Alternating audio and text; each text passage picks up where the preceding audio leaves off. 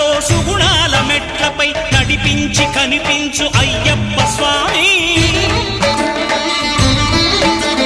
మకర సంక్రాంతి సజ్జోతివై అరుదెంచి మహిమలను చూపించు మణికంఠ స్వామి. కర్మబంధము బాపు ధర్మశాస్త్ర